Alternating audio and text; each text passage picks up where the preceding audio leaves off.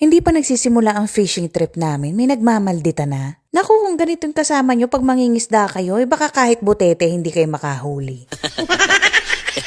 Anyway, good morning mga kamanay ko. Ito nga ang aming ganap ngayong linggo. Dahil maganda ang panahon, hindi masyadong mainit at kalmado ang lake, nagkayayaan kami mag-fishing pamilya.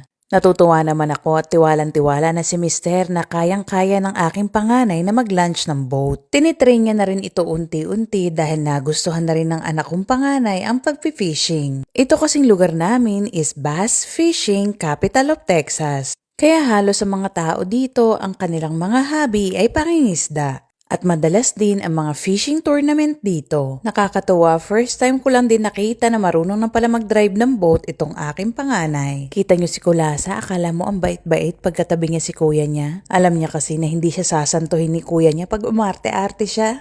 Ay sasampigain talaga ang pagmumukha niya.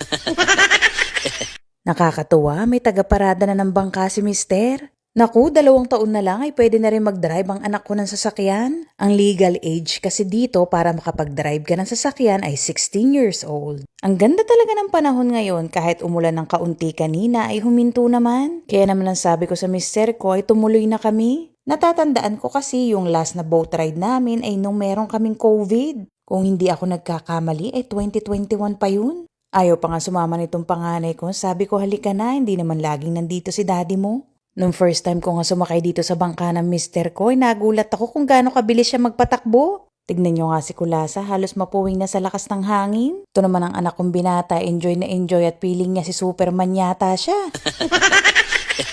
Ayan, may nahuli agad ang binata ko, pero syempre papakawalan natin yan dahil maliit pa. Ang dami rin namin nakitang lumalangoy na pawikan. Ang linaw kasi dito sa napwestuhan namin. Get it back. Can I do that? No. Got it! Oh, yan na.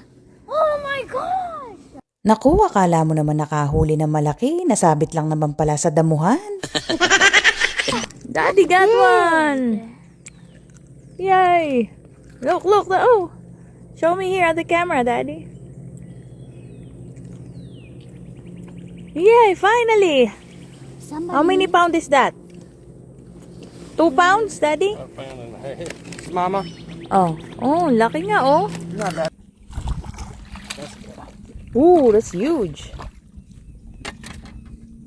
Here you go. How many pounds is that, Baba? Like 600. Just kidding. How many pounds? Show me. That's a big one. Ang ganda nito na pwestuhan namin. Ang daming bass, mga kamanay ko. Ganitong klase nga pala ng isda ang hinuhuli nila kapag may tournament. Naku, si Madam, sitting pretty na at nagsiselfon na lang. Tinamad na at nagugutom na rin daw siya at wala naman daw siya mahuli, mga kamanay ko. Ang tumal naman ng mga isda sa akin, may balat kasi sa puwet si Kulasa. Kahit isang bulag na hito, wala man lang ako nahuli. Ay hindi bale, ang importante sama-sama kami ngayong araw na to at kumpleto. Diyos meyo, malamok pala, hindi ako na-inform. You already registered? Yes, oh, you did? Pigilan niyo ako mga manay, ilalaglag ko to sa tubig. Anyway, I make sure na magdala ng snacks dahil nga itong katabi ko ay laging nagugutom. Mga kamanay ko.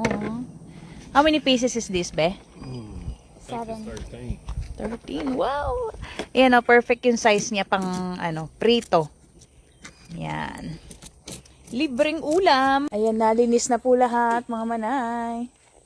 Ayan, meron na ulit akong mga stock ng crappie. At anytime na mag-crave ako, naka-ready na for frying.